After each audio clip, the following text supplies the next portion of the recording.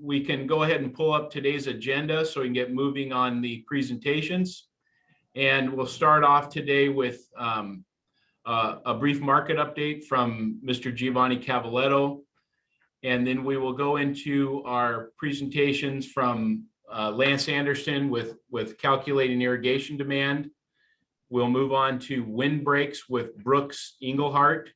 And then we will finish our meeting today with the GEM study of wind scarring with Jenn Evans from Brokaw Nursery. So with that, I'd like to welcome Mr. Cavaletto for a market update. Thank you, Keith and Sophia. I know we haven't done last year, because of COVID, we were able to introduce these Zoom market updates. And talking to Keith, we decided it was time to do one again, to marry that with our cultural seminar. And then we'll continue those on a monthly or maybe even more often basis as we go into this season. So there's been a huge difference in the market versus what it was for most of 2020. Prices were in the low 20s from about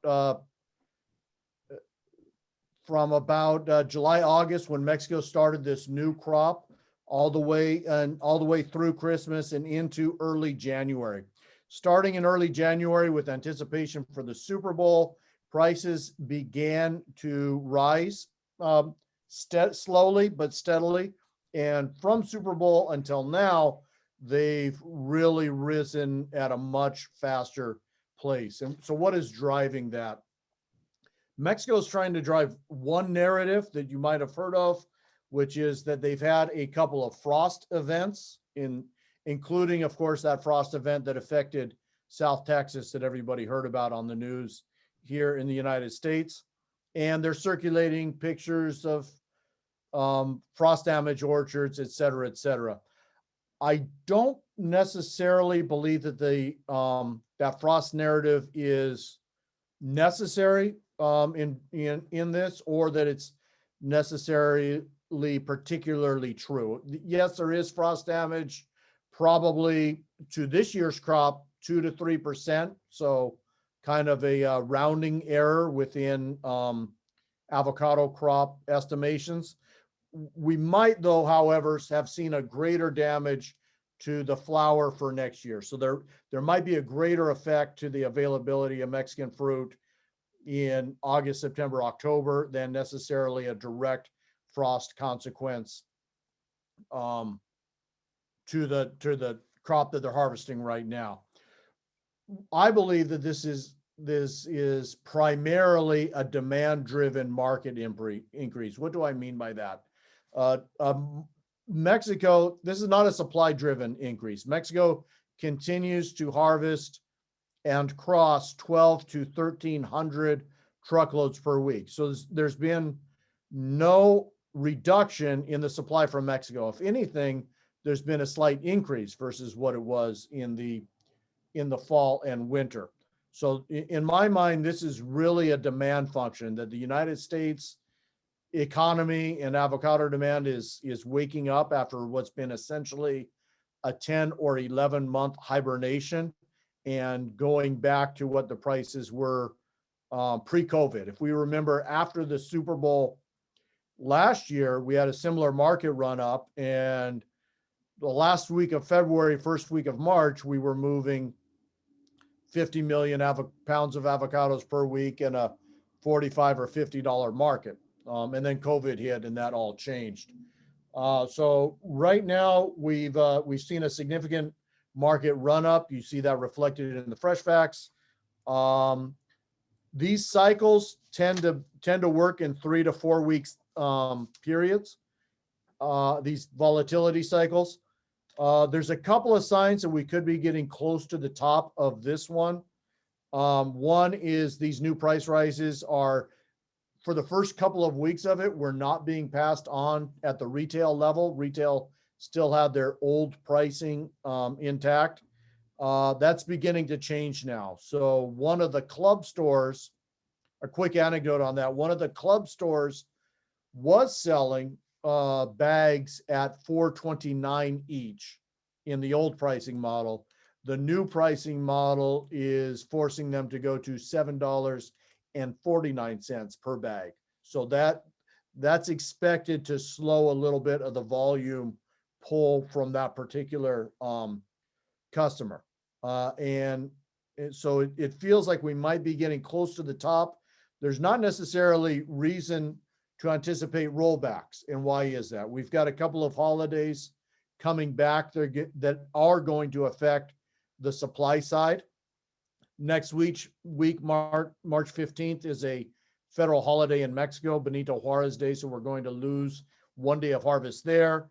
And then at the end of the month, we have Holy Week going into Easter, and that we are going to lose 2 to 2.5 days of harvest out of Mexico there. So there's a couple of supply side arguments that should work toward keeping the market from rolling back anywhere near where it had been for most of last year. It is worth, though, being very careful. In Easter of 2019, we had a similar volatility event where prices spiked in late March. That kind of spooked the retail trade. Prices went from $32 to $52 at the end of March, and that forced retail to cancel all of their promotions for Easter and for Cinco de Mayo. At the same time that it pulled a lot of fruit in from both that higher pricing, pulled in a lot of fruit from Mexico and California that then when it got here, didn't have the pull through because the ads had been canceled. So we're proceeding very cautiously with cautious optimism that over these next few weeks. The Mexican fruit is we do anticipate that there is could be a sustained shortage on the 48 and larger Cat 1, but probably not a shortage on the 70s, 84s, and Cat 2s as we go through their crop. So that's kind of my market update. We will resume these on a monthly or more often basis for the balance of the season. And thank you all for joining us on this cultural seminar and its reflection of Index's commitment to California productivity is a big key to our success and the success of the California avocado farmer in the future. Thank you, Giovanni.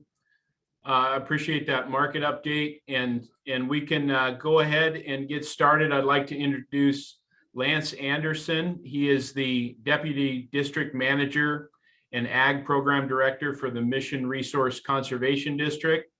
Lance has been helping growers in and around San Diego and Riverside counties for several years now on irrigation improvements, system and efficiencies.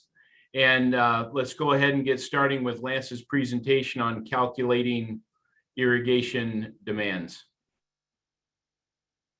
Thank you, Keith. Good morning, everybody.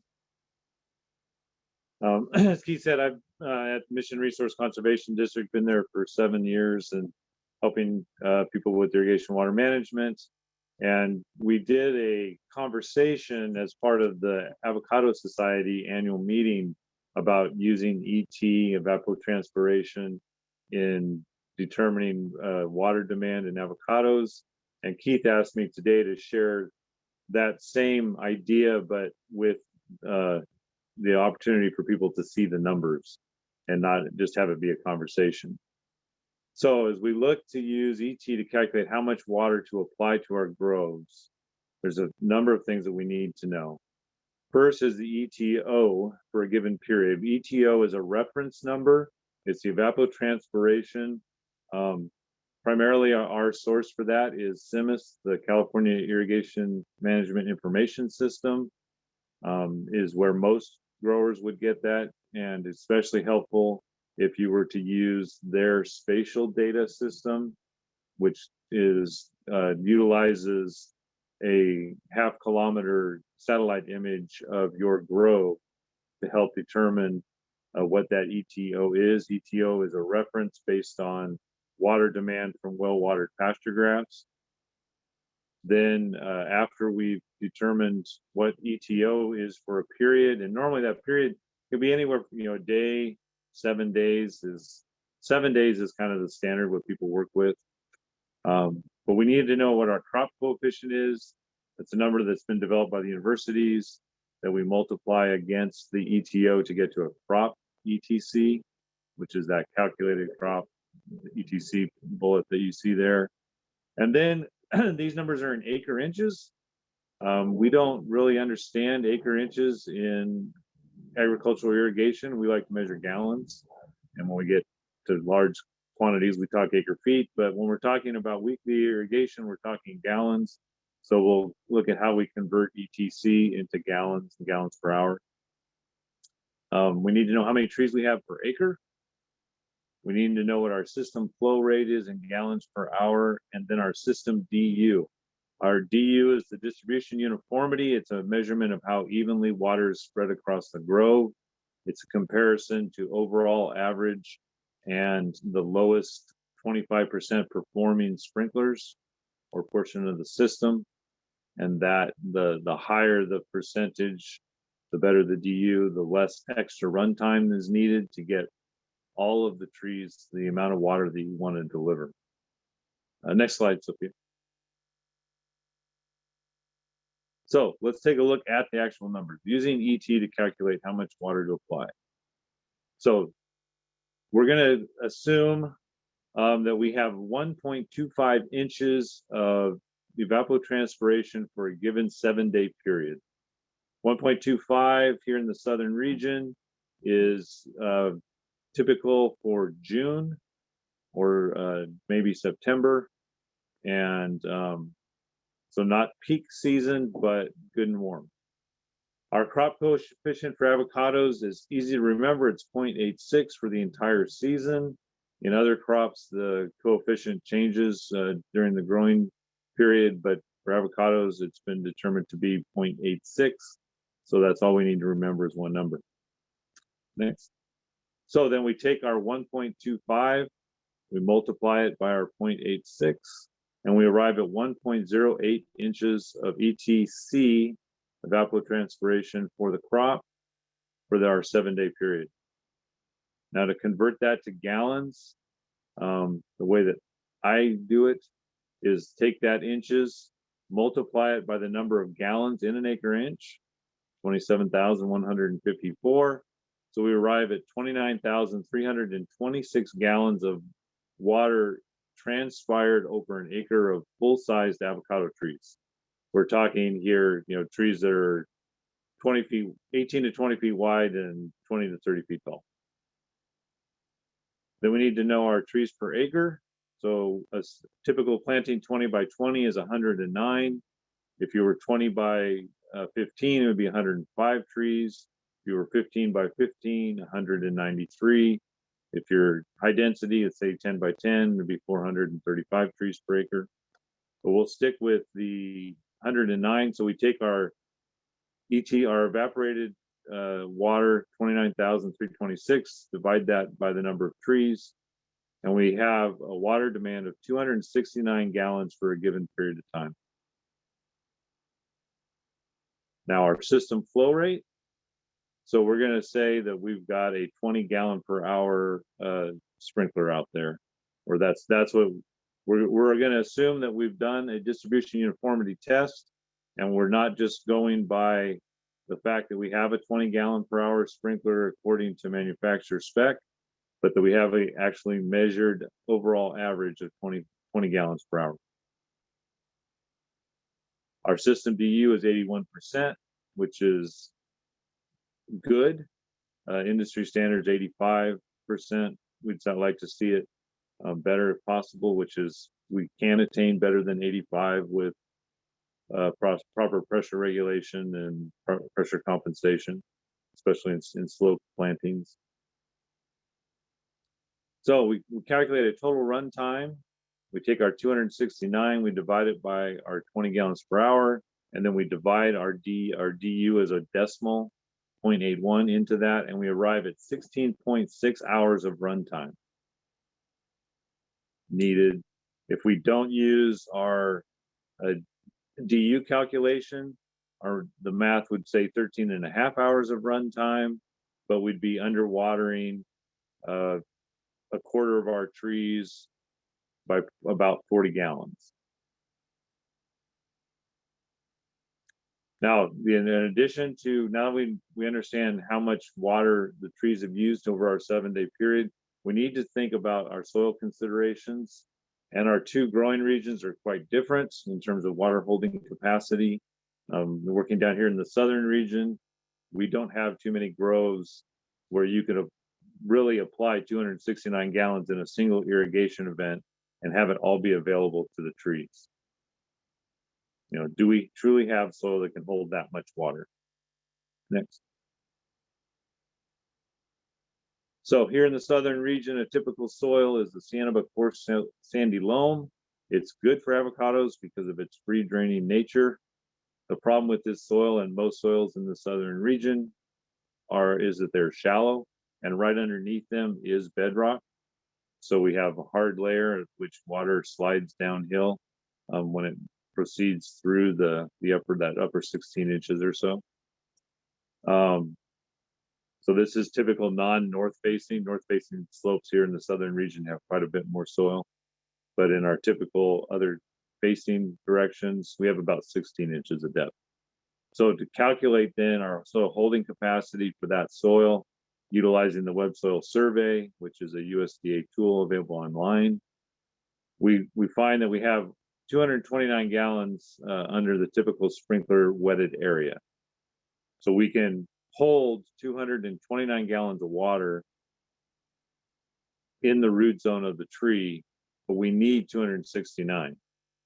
So if we apply it all in one event, we got 40 gallons of water going downhill, typically here in the southern region, and either maybe benefiting some of the lower trees in the grove, but primarily either hitting a neighbor or hitting a creek.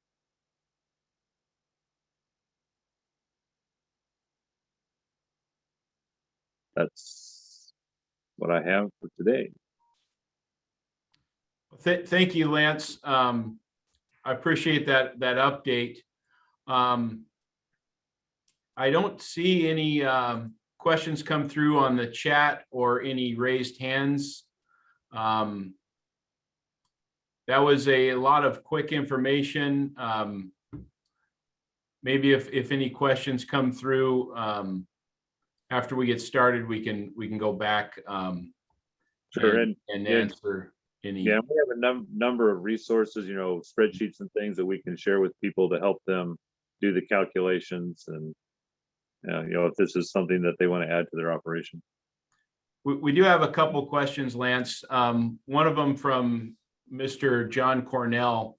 Water holding capacity is different than wilting point. Is that, that's his question? Yeah, so water holding capacity is how much water this can be held in the soil volume around the tree root zone.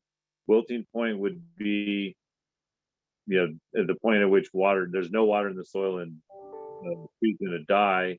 The other thing that we do consider is the maximum allowed depletion. In many crops, we can allow that soil volume to deplete about 50%. In avocados, though, we shoot for a 30% depletion before we reapply water.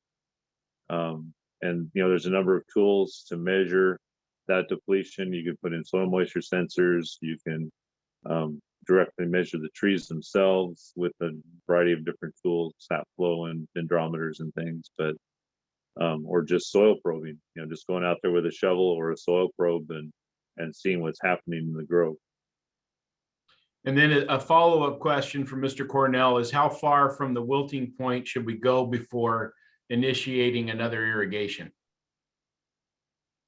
Yeah, like I said, so if we've got two 269 gallon demand and we can deliver, say we can hold 229, we only want to let it truly go down. Like if you're thinking about using, let's say, a tensiometer, and our typical number in avocados here in the southern region, the tensiometer number would be around 22 kilobars or kilopascals, which is that 30% drawdown Okay. from that holding capacity. Okay. Thank you, Lance. And then another question from Carolyn Agian is how does deep mulch affect this irrigation needs? Your deep mulch is going to slow, it's going to help the soil to hold moisture longer. So it basically allows us to hold more or slow the evaporation off the surface of the soil and keeps the soil cool. But it's not going to, still going to drive the trees are still going to drive the system in terms of their reaction to temperature and humidity and wind as far as transpiration goes. Okay. And then another follow-up from Cornell. He's very quick with his math. So only 30% of the water should be allowed to be used before starting another irrigation event. Yes. And then a question on leaching. What about a leaching fraction?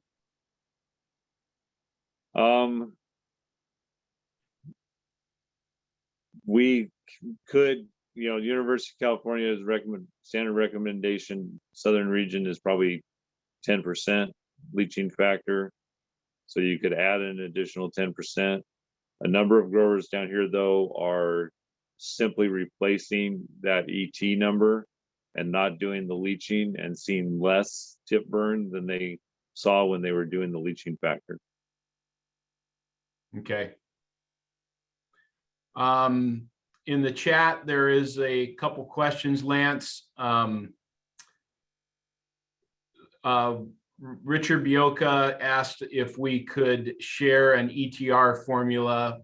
I think we can provide you with some some data on that.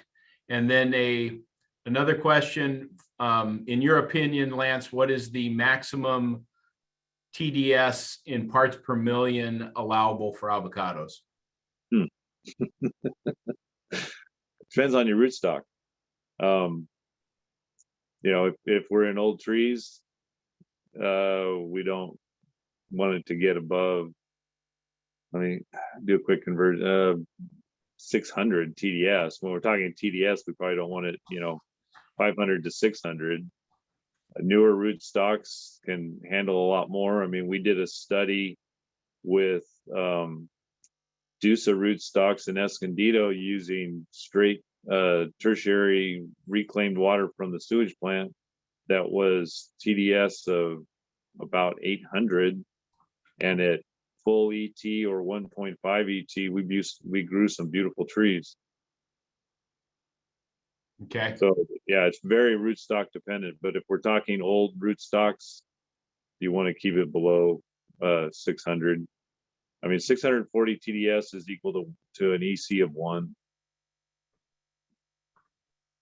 Okay, I hope that answered the question. Another follow-up from Mr. Cornell to help clarify this question. If we irrigated based on only 30% of the water being used and the same amount of water was being applied every time, wouldn't you be wasting 70% of the water applied?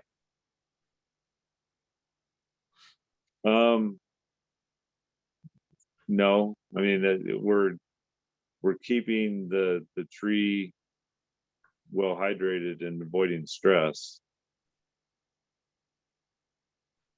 Okay. So, in southern region with our soil holding, the way the water moves through our soils,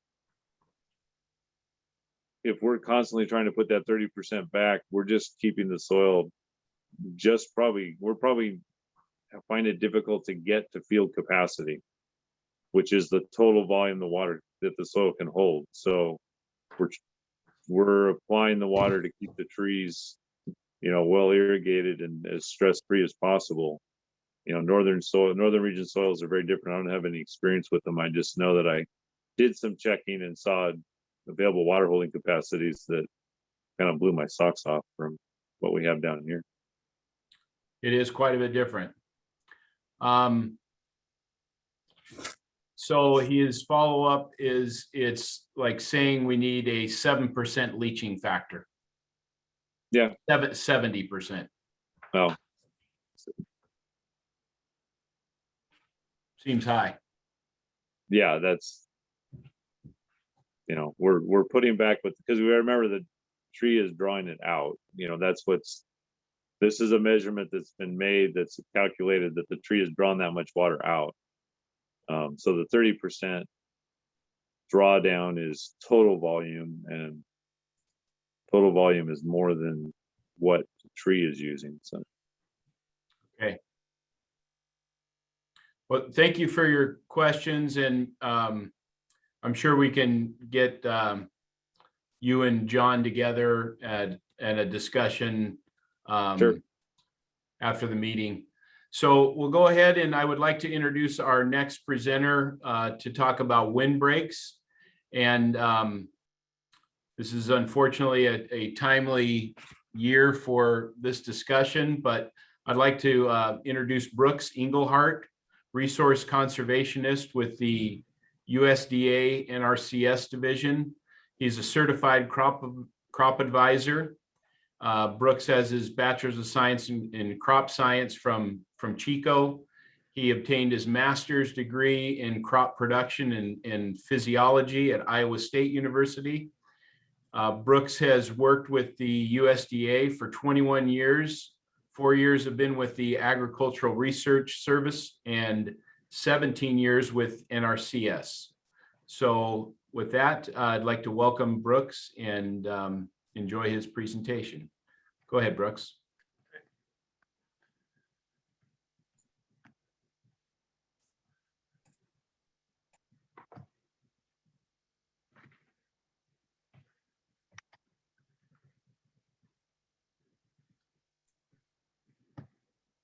All right, thank you. Good morning. I'm going to talk about windbreaks today. With USDA-NRCS, we work with farmers on deploying a number of conservation practices on the farm to help address natural resource concerns and also help improve crop productivity.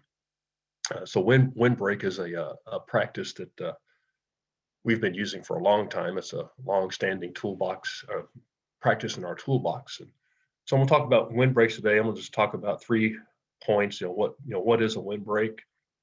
What is the purpose of a windbreak, and how do they function? So windbreak, the NRCS definition for windbreak is simple. It's just a single or multiple rows of trees or shrubs in a linear configuration. So that's just basically a definition.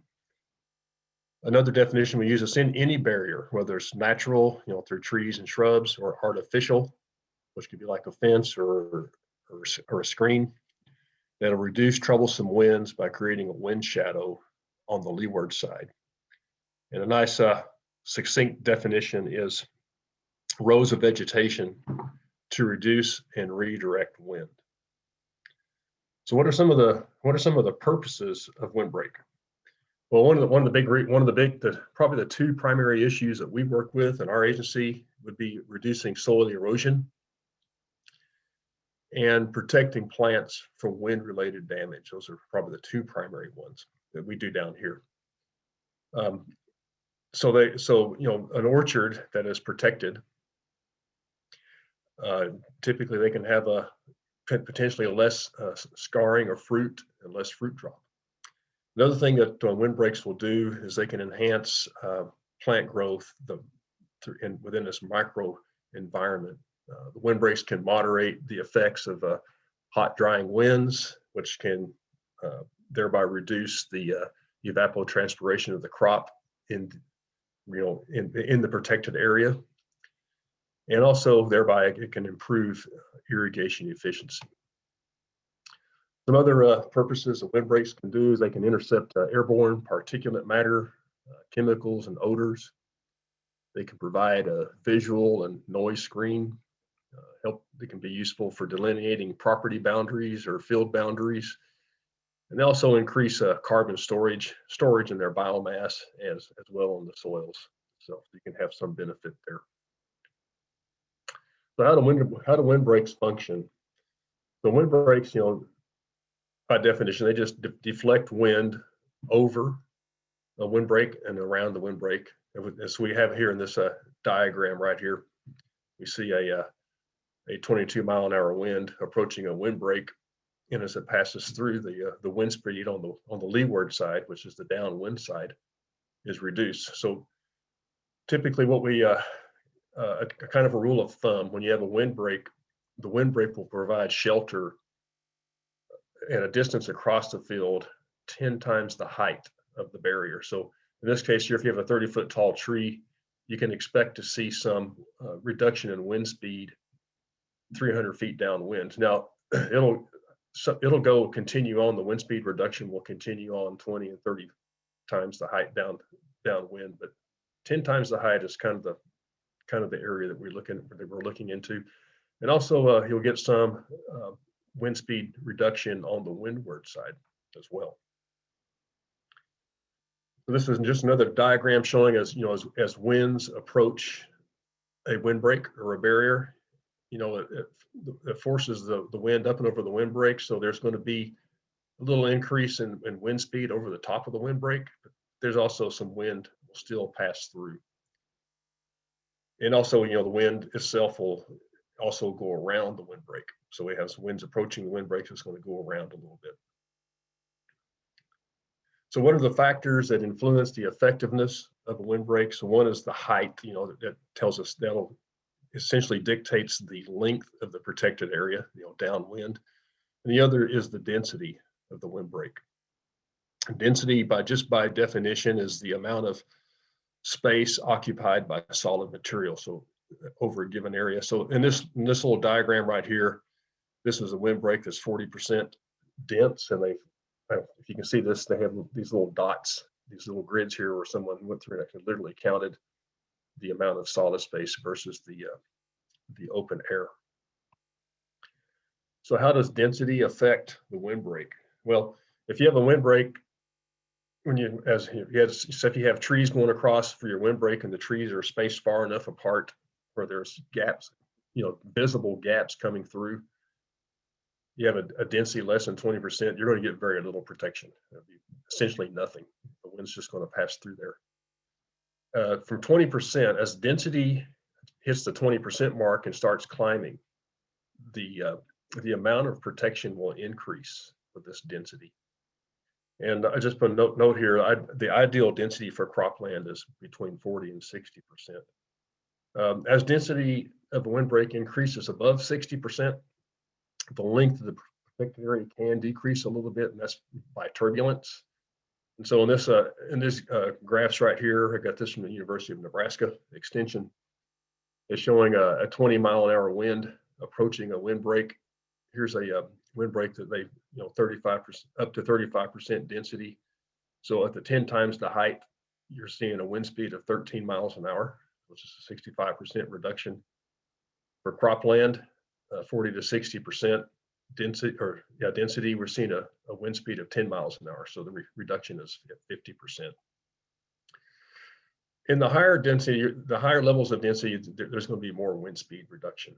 But we'll go on a little bit about turbulence here a little bit. If you look at a solid barrier, the reduction is not as much, and I'll discuss that on why that is.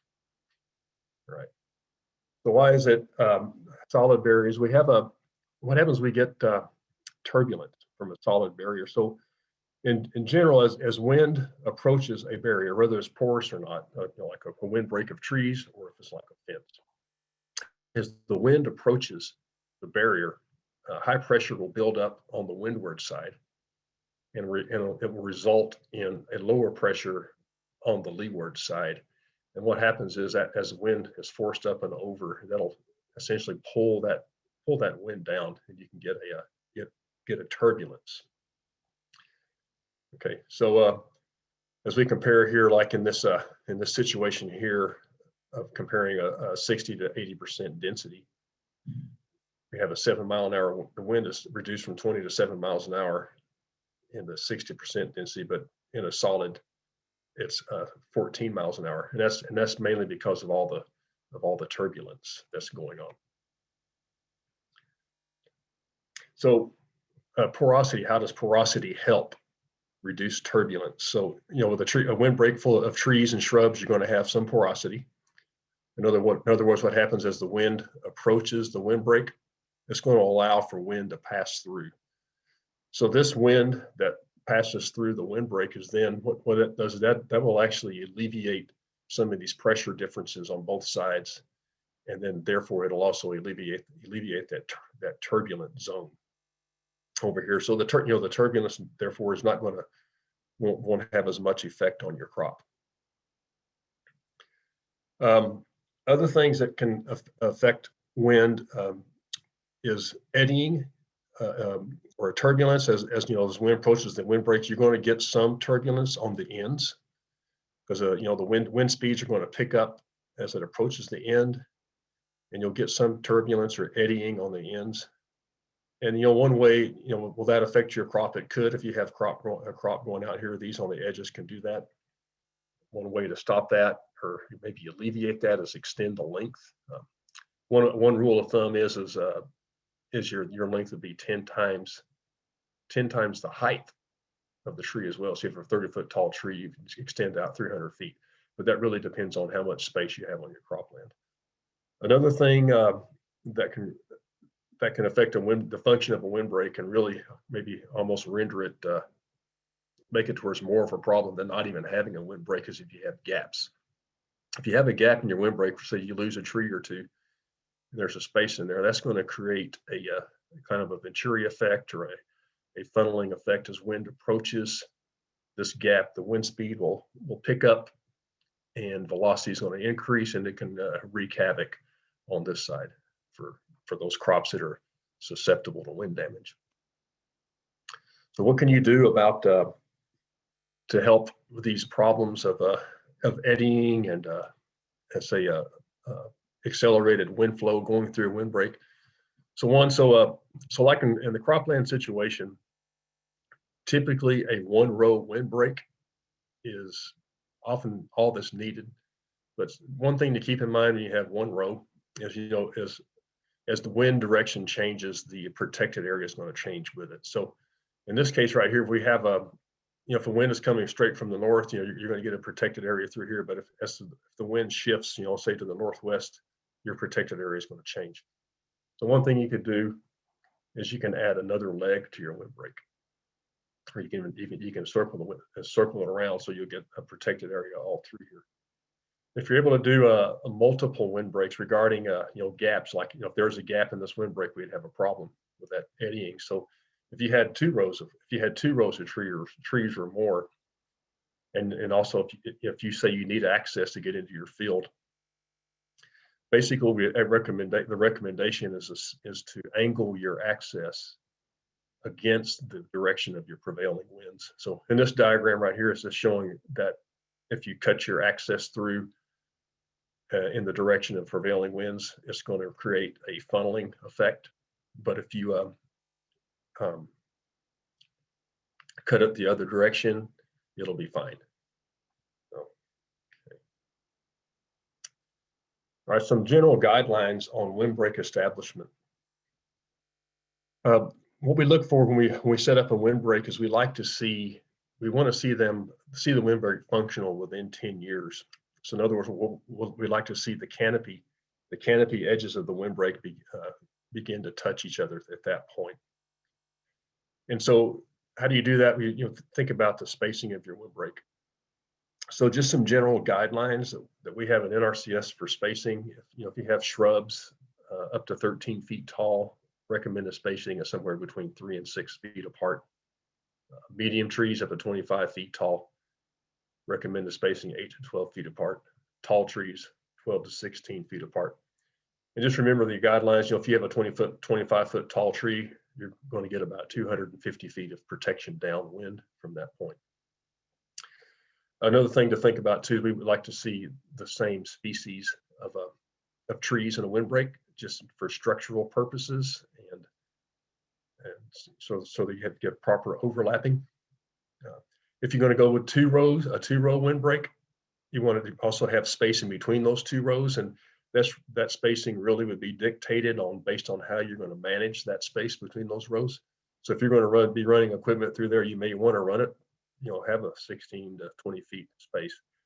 But if you're going to be maintaining your windbreak with through hand labor, mulching, things like that, you can cut it down to about 8 to 10 feet apart. So we just saw this, got this picture here. I also did I worked with the mulching a lot too, and this comes from Kansas, just showing a fabric mulch to protect those trees. All right, now spacing of windbreaks. If you have a large field, so when you think about wind, the effects of wind on crop, whether it's plant health or wind erosion, soil erosion, the longer the path across the field, the more vulnerability you have. So if you have a long path going across your field, let's say your field is 500 feet long, and you put a 30-foot tall windbreak in there, you're essentially not going to get protection across that whole 500 feet. So you may need to put another row in. So we space them 10 feet apart, 10 times the height apart. So if we have let's say if these are 30-foot tall trees, we're going to move the next set of row down 300 feet, say 300 to 350 at the most apart. One note here, I had a question on this. In this diagram here, this is showing trees kind of offset. That is actually kind of a good way to design your windbreak if you can do so. Because when you have your windbreak, like let's say if you had if you have a 1-row windbreak, you lose a tree, you're going to get that funneling effect. If you have a second row behind it, they're offset a little. That can help kind of alleviate that pressure. So what trees to plant? In NRCS, we use this tool called the E-Veg Guide. And this is an interactive tool that is available to the public. You would just have to go to this website and set up an account, but it's an interactive tool where you can, first you would map to your property. When you find your property, you'll go over here and you hit search criteria and just find windbreak, and then some plants will start coming up. And what this tool does, this tool brings in also all the web soil survey data for the site, climate data, precipitation data. So it's going to recommend plants that should be successful at your site. Some considerations when you plant your windbreak. There's a lot of things to consider. One is, frost, cold air. Cold air drains downhill. It just flows like water. So if you're in a situation where if you have a windbreak, I don't know if your orchard's sloped, pardon me, you have a windbreak at the bottom of the hill. I mean, that barrier can cause cold air to kind of back up a little bit. So one thing to think about, and you might, would consider a deciduous windbreak. Now with a deciduous windbreak, you're still going to get some protection. And in one of those earlier slides I showed, there was a deciduous windbreak. It was 1 row. It was still about 40% dense, 60% porosity, so which can allow air to drain through and still provide some protection. As the wind approaches the windbreak, what slows it down is just the certain, the friction there. The windbreak trees themselves absorb all that energy. Another thing to think about is root pruning. As the trees grow, they can to help alleviate some of the competition, some of those edge effects on your crop. You can do root pruning. There's some guidelines on that, where you would just you can run like a one shank ripper through, and the idea is as you do it, you would kind of change your location so the roots don't get used to the location of the ripping, but so you can root prune that way. Some other things to think about are fire. We live in a fire-prone area. As a windbreak you might want to consider keeping a fire break near the windbreak, so to minimize or reduce maybe the severity of fire, and also consider your local county fire department guidelines as far as proximity, if there are any houses nearby and things like that on the types of trees and things like that. Native versus introduced plants. There are native trees you can buy and introduced plants. Ideally, some of the native trees may not need as much water once they're established, and that supplemental irrigation sometimes is needed to establish a windbreak. And also windbreaks, for orchard health, they function best in a conservation system. So, like Lance covered in his presentation about keeping your trees the healthiest possible. Everything that's within your control. You can't control the weather, but on the management side of keeping your trees healthy, a whole system of practices work well. So like a windbreak is not just like a standalone practice. You still need good irrigation management, nutrient management, pest management, good soil management. And that's the close of my presentation. I'm just going to close it off here. I work for the USDA-NRCS, but up here, Dawn Affman, she is the district conservationist in Ventura County. And we work with up here. She works with the Ventura County RCD. Lance is with that RCD down in San Diego County. He works with Raul over there in the Escondido office. So we have local support. I'm an area level person, so I cover several counties in Southern California. So that's it for my presentation. Thank you, Brooks. Do you have any? I understand that there are some funded programs. Are you able to share any information about that, or where can growers go to obtain some information about what programs are available and how they may qualify for them?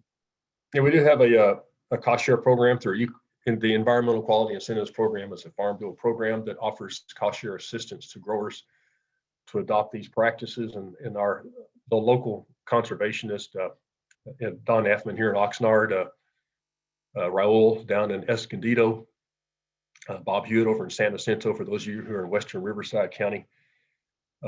They work with farmers. That's their primary role, is to work with farmers and helping them, assisting them in these practices. So if you need assistance, like say improving your irrigation system, doing irrigation management, nutrient management, they're the people to see. If windbreaks, I work with growers and avocados over the years. As the wind rips through and strips the leaves off of those trees, and fruit scar, also wind, also the mulch, that the duff that avocado produces, sometimes the winds can just blow those out too. So NRCS does provide cost share assistance, and we also the technical assistance side on how to design these to fit your operation. Yes. Okay, thank you. A couple of questions that came up during your presentation. One of them that is really a common discussion in talking about windbreaks is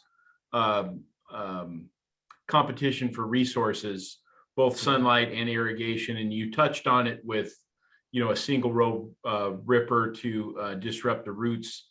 Mm-hmm. But can you talk a little bit about shading effects and maybe any other adverse effects from either eucalyptus, or I know oaks are very dominant species near any kind of avocado trees, but can you share your experience with that? Yeah, so there is an edge effect of windbreak trees growing, just from competition of light and resources that does occur. I haven't seen any data, except there was a paper you forwarded to me. I forgot to mention that, but there is some data that shows that overall, just by reducing the wind, that wind stress from a windbreak can help elevate crop yields. So there is a lot of data on research for different types of crops where you'll see a yield reduction near the windbreak trees themselves, but as you get away from it, that yield increases.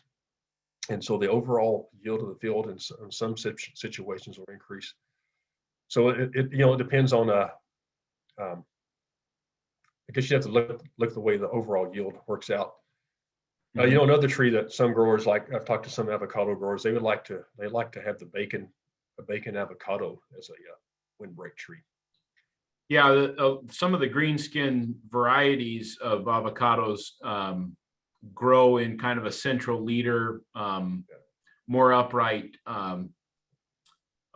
effect, and I've seen those on windrows in orchards. Now, you were talking about the possibility of maybe a variety like that maybe qualifying for some of the incentives. Is there any update on that? Yeah, there is. I actually worked with our state office, and I have gotten a bacon avocado approved as a windbreak tree. It's just for these zones down here, these coastal, because that's where they grow, the coastal and inland, all the way over through the Inland Empire. Yes, I got that approved. So you could get some wind benefit and some pollination benefit possibly. Yes.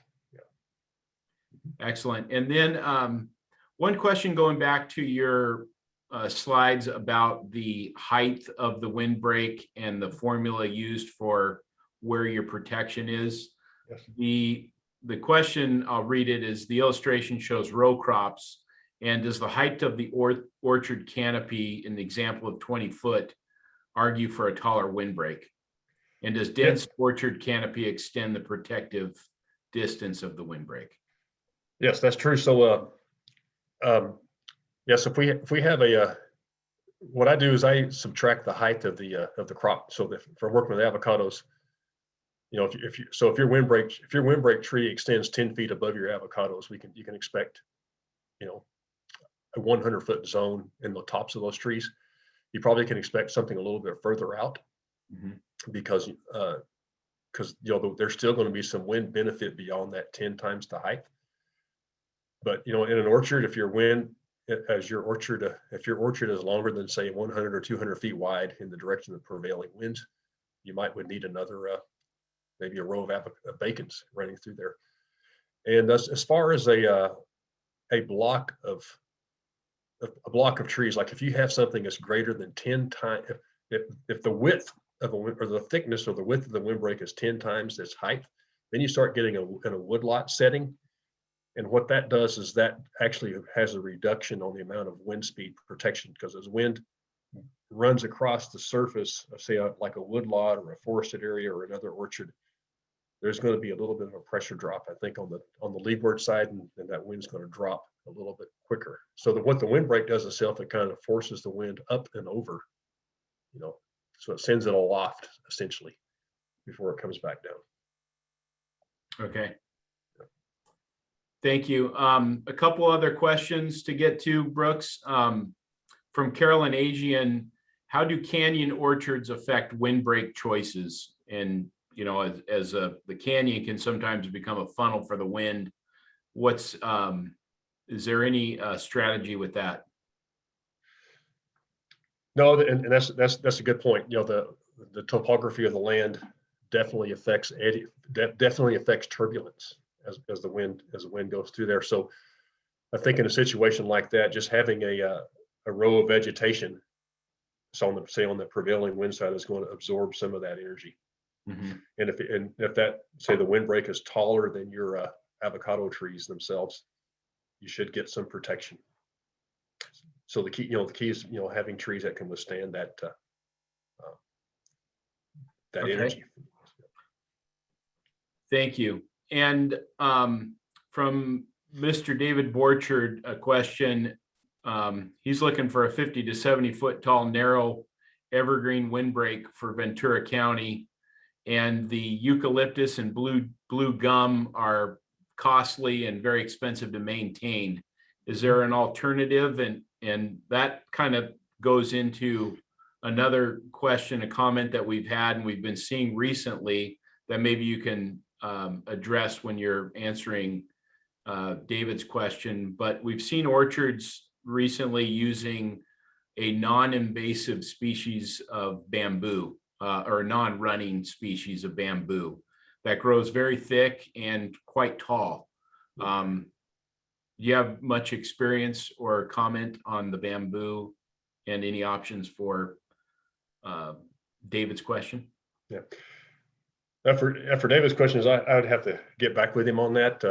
I was thinking like probably like the river she oak would grow a little bit tall like that.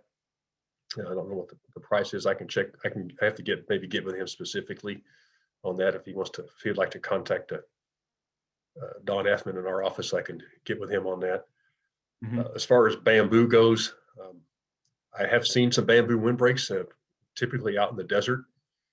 So one of the things to think about on the bamboo windbreak is you might have a really high density. So when you have a high density, when you get up to that, say 80% density level, you're going to get some good protection, but the distance downwind declines because of the turbulence. Right. Okay. So it creates more of a wall, and you get a shorter distance of protection. And you will, I mean, you'll get some protection, and if you're protecting a small area, like on your house or livestock or something like that, the high density is good, because it protects. You're looking at a shorter area of protection anyway.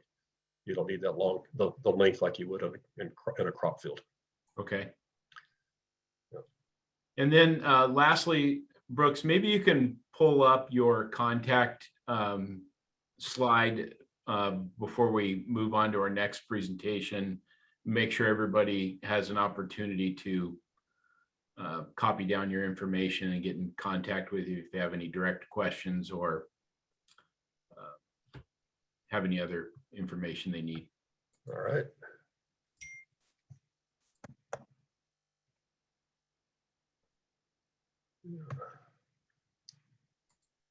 There's right here. So we have Dawn Affman. She's our local district conservationist. Her phone number is 805-984-2358, extension 101. And her email address will be dawn.affman@usda.gov.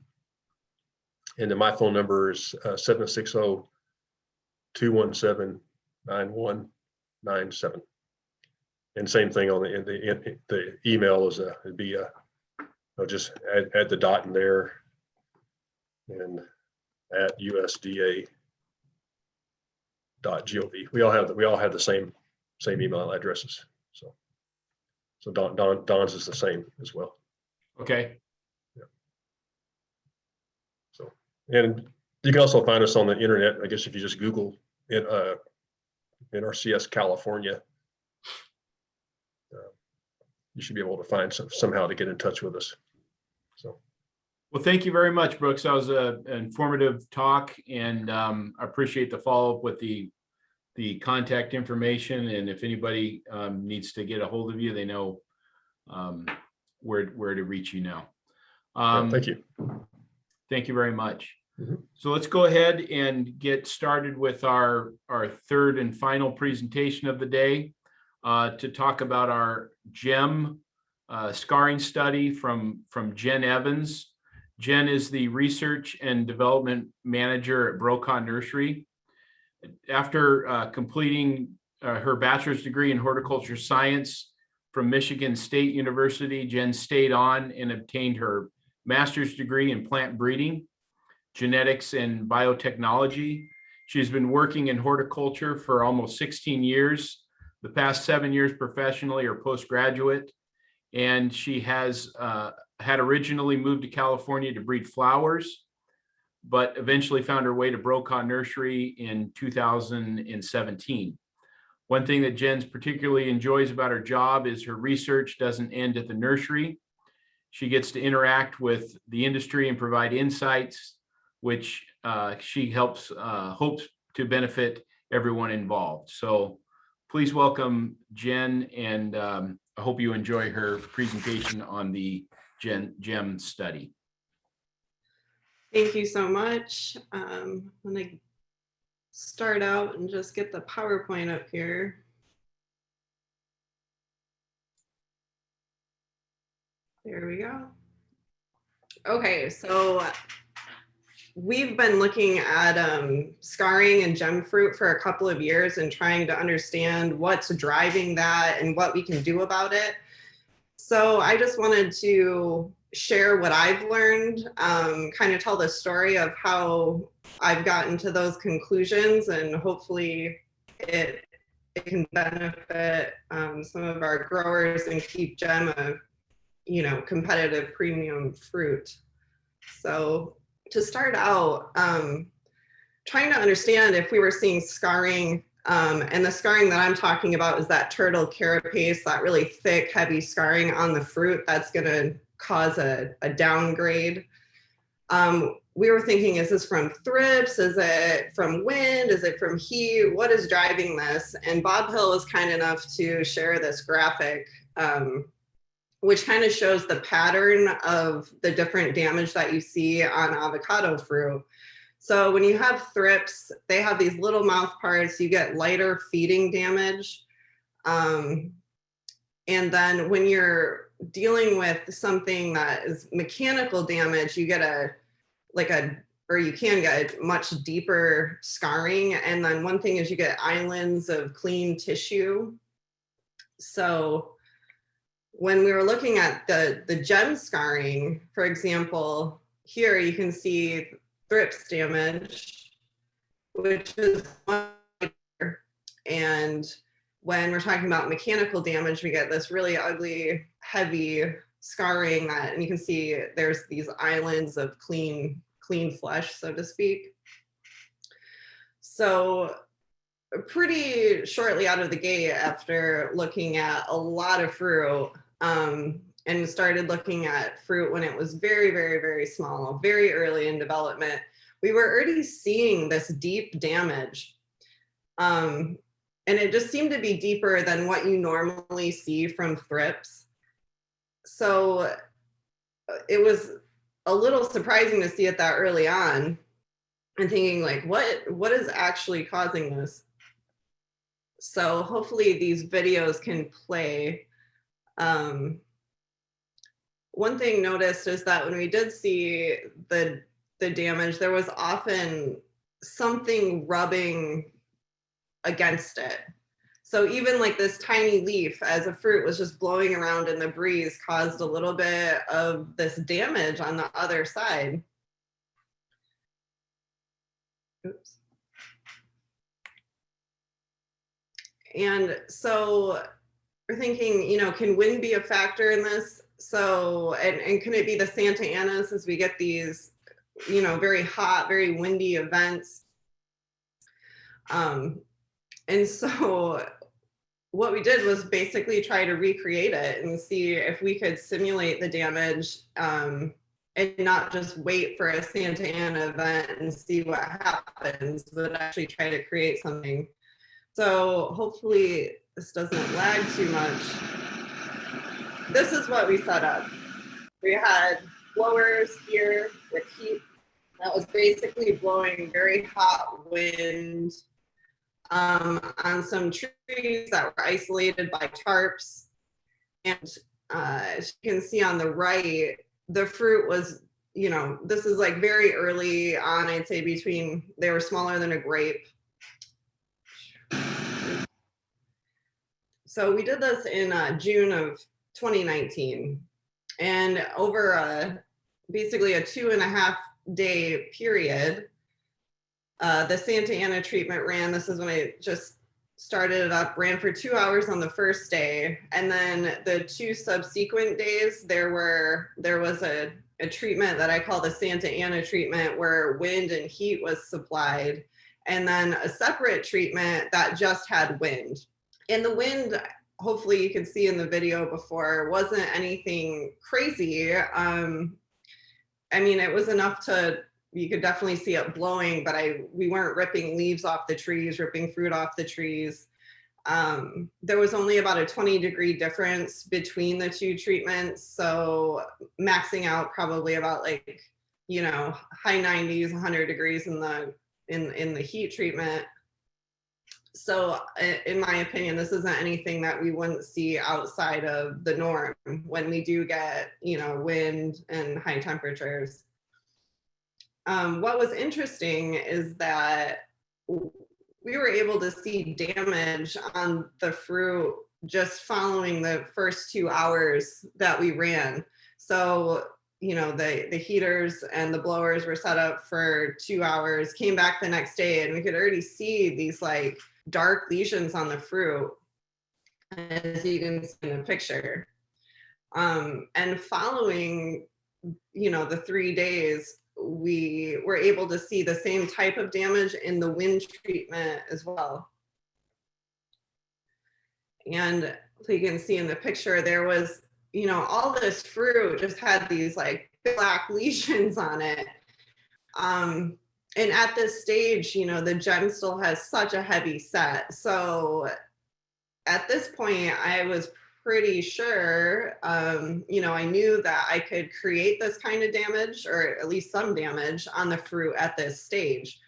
But, you know, we weren't sure what would happen next because, as you know, like so much of the fruit is dropped. Would it be preferentially dropped at this point? And, you know, maybe this isn't something that we even need to worry about. Maybe it's not the causal factor. So moving on, we just kept an eye on those trees and tried to see if the damage would develop. And turns out that it did. So of course, a ton of that fruit dropped, but some of it stayed on. And as you can see in the pictures below, it did develop into that really nasty, hard scarring that is, you know, no grower wants. It happened in both the heat and wind, as well as the wind treatment. So the heat seemed to make things worse, but it wasn't necessary for this type of damage to occur. So at this point, I was pretty sure that, you know, mechanical damage was the cause of this, not thrips. And it was either because the fruit was rubbing on something, and then in some cases, I think it was just a desiccating effect. Because the fruit didn't seem to actually be running into anything at this point. So the next season came around and, you know, we wanted to see really what happens to this fruit. Like we had a really small sample size before just to kind of proof of concept, see if, you know, wind could cause damage that we're seeing. And we thought that it did, but I never like to make broad conclusions because of what happens to one tree and a few fruit. So we set up another experiment to kind of track fruit that had incurred damage at that small stage. So what we did was pick out some gem trees that were on towards the end of an orchard where they were more subjected to wind, basically. And there were 3 rows. And out of the 3 rows, we selected 100 fruit that were completely clean and 100 fruit that we deemed scarred, and labeled each fruit with a number with a little piece of masking tape so that we could track it over the season. And this is what it looked like. So this is the stage that we labeled everything. So here, picture A is a picture of a clean fruit. Picture B is something that was classified as having thrips damage. And then the picture C, you can see this deeper scarring and was labeled as mechanical damage. And then every week we went through and saw what was left, recorded whether or not that fruit had sustained more damage. You know, so for example, if it was a clean fruit, did it now have damage on it? And I was actually surprised by the fact that even the fruit that had scarring at this early stage didn't seem to preferentially drop. And you can see with the green bars is clean fruit with the number. The orange is the scarred fruit with the number of drop. And really follow similar patterns across the season. And you can see it sort of peaking in August. We did have high temperatures in Santa Paula that sort of predated that. So when the temperature was over 95 degrees for 5 days, in the next like 10 days or so, we saw like more fruit drop. But it didn't, whether or not that fruit was scarred or clean did not really make a difference as to whether or not it fell off the tree. So in the end, basically we saw a range of fruit being dropped that was, 70 to 80%. Whether or not there was any skin damage didn't seem to influence that at all. Basically 80% of the fruit that we had tagged as clean dropped, and 74% of the scarred fruit also dropped between July and October. And also what was interesting is that the fruit that was clean didn't get any more damage after we had initially tracked it. So, out of the 100 fruit that we started off with that were clean, only 6 were either had thrips or some kind of mechanical damage afterwards. And that happened early on in the season, like early July. And then out of those 6 fruit, only 2 stayed on the tree through October. So for me, this is suggesting that the damage that we're seeing occurs very early on in fruit development,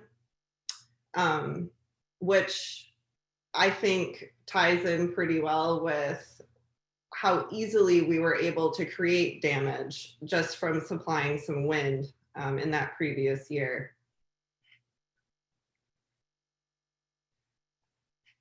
So again, with a count, and you can see pictures of the damage.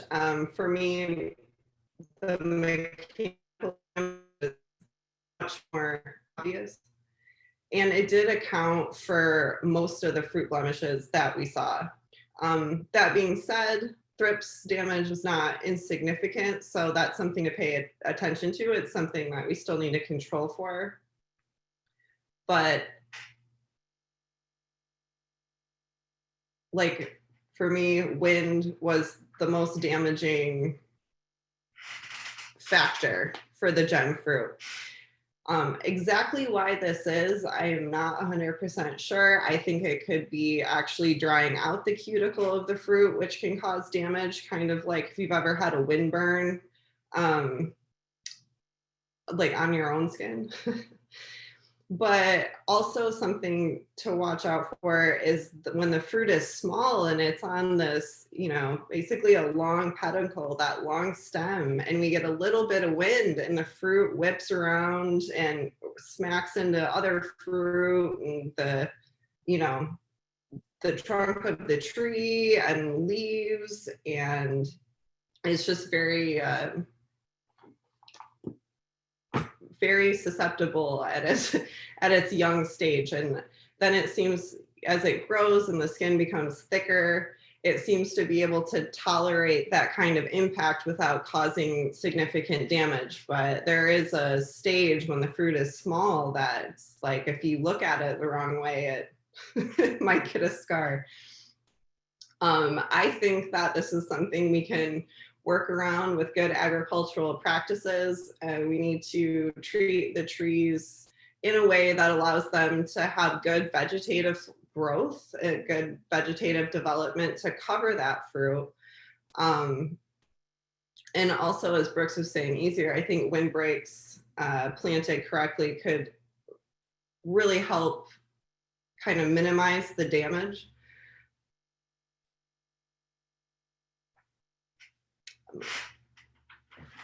And that is essentially the journey that I've had with the gem scarring.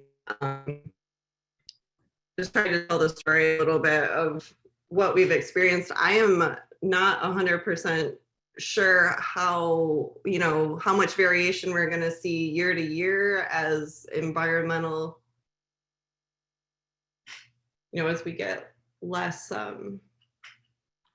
wind or more wind, or the consequences of having Santa Ana events. But hopefully in the years to come, we'll be able to collect more data and find a better way to really manage this. Well, thank you, Jen. That was very good research you've done, very comprehensive. There was a lot of good information there. I'm sure we're going to get some good questions coming in. To start off with, we've had some discussions at recent meetings on this topic, and the question of, is a polymer or any kind of nutrient increase or adjustment, have been any studies done to see if a polymer or nutrient inputs could change the outcome of the early stages? I do think that would be something to look at in the next step of researching this problem. I do think that the gem trees have a different requirement for nutrition than Hass. And so when we transition a Hass orchard to a gem orchard, often we're growing them at a higher density. And part of the appeal of the gem, right, is that it holds its fruit inside its canopy. But as you know, if the tree doesn't have any leaves, there's no canopy.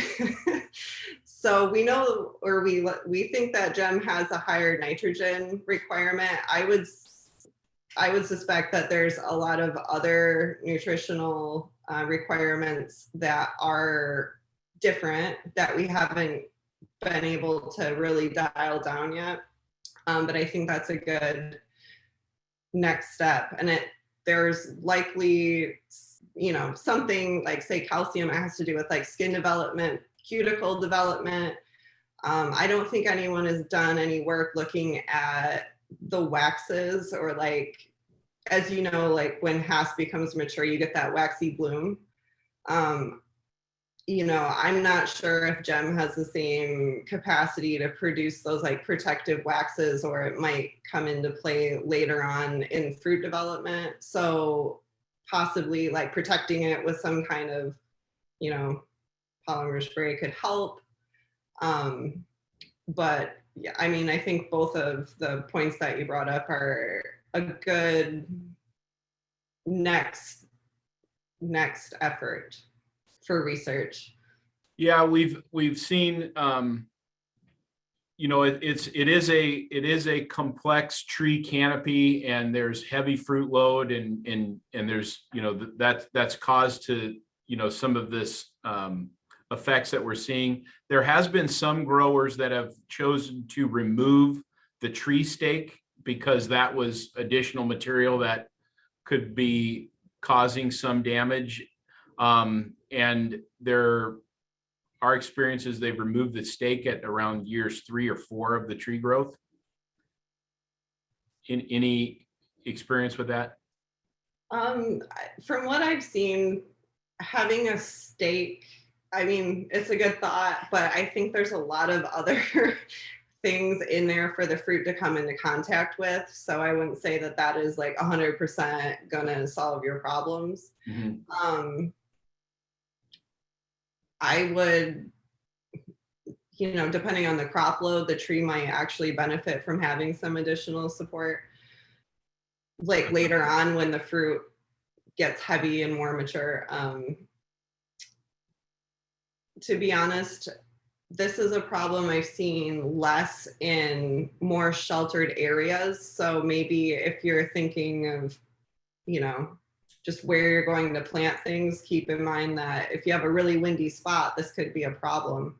And again, I don't think this is dependent, this is just my take on it, but I don't think this is like a Santa Ana problem. I think this is just a windy day problem.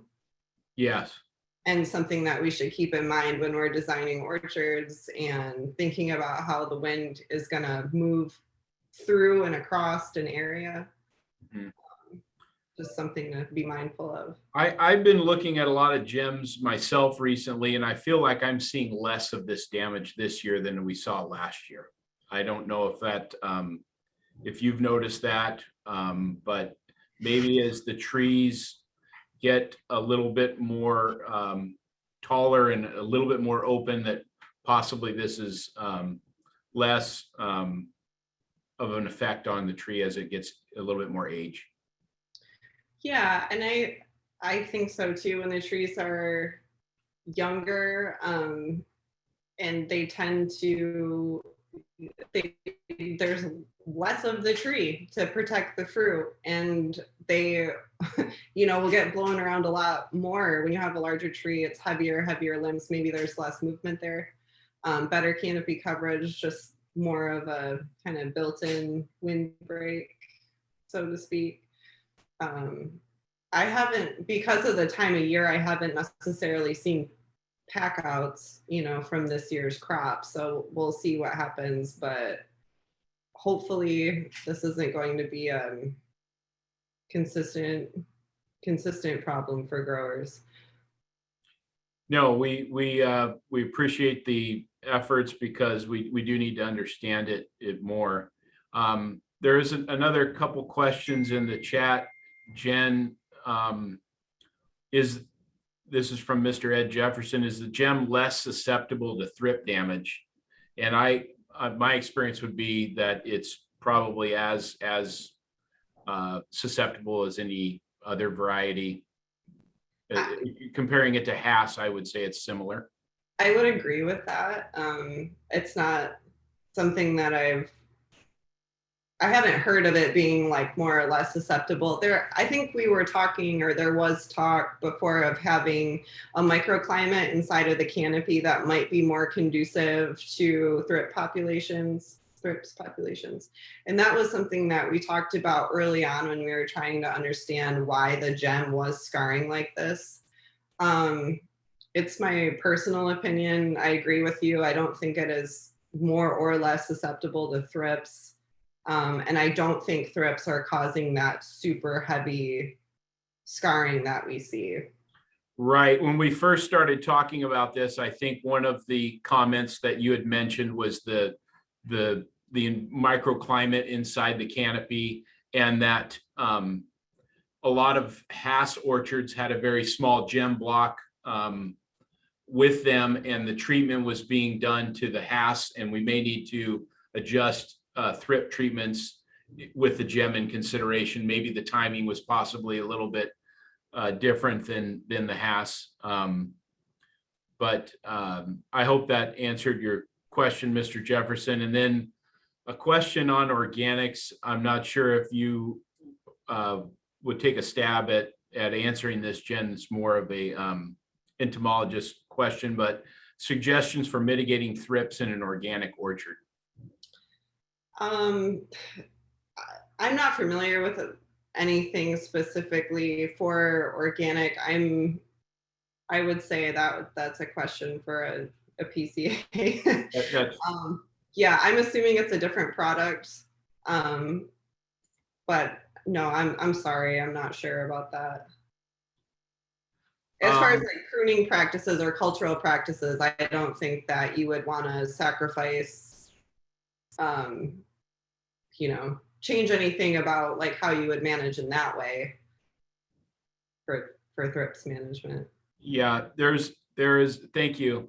There's a couple more questions, and I think I can probably take a try on answering these. From John Cornell, asked what the anticipated average economic impact is on this scarring damage with the gem. And I think, John, that's relative to what you would see with Hass. So if we're seeing a 15 or 20% on a real heavy wind impacted or scarred block, that would be similar results to your Hass grade on number twos, and the return effect would be somewhat similar to difference between number ones and number twos on the grower return.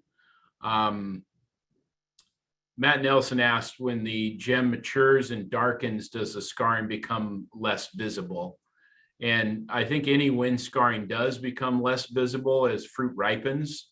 But the problem with that is when it's on a green display at a retailer, that scar is visible, and that's where we're trying to provide clean fruit for the retail display. So it does go away, but on the marketing side, not having it is going to be a much better benefit. So I think we've gotten through. Maybe you can help with this question, Jenn. What is the ideal nitrogen tissue level in gems? Do you have any experience with that from lab results and requirements? It's higher than HASP. I'm not sure who asked that question. If they would be comfortable like sending me an email, I can look into that, get a more specific, number. I need to look at some information.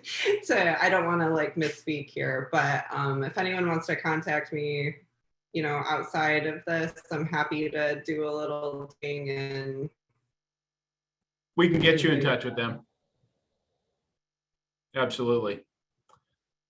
Well, thank you very much, Jenn. That was a very good talk and a lot of information. And again, you did a lot of nice research there, very comprehensive and detailed. And we thank you for your input and to the variety, and for participating in this presentation.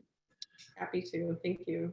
So I think we've covered all the questions. And again, I want to thank everybody for coming out today. We finished this right on time.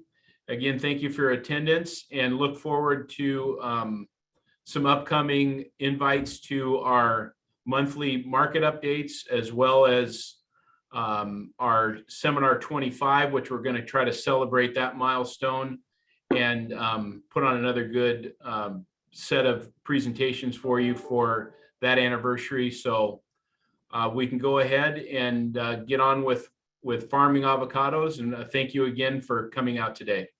Have a good afternoon.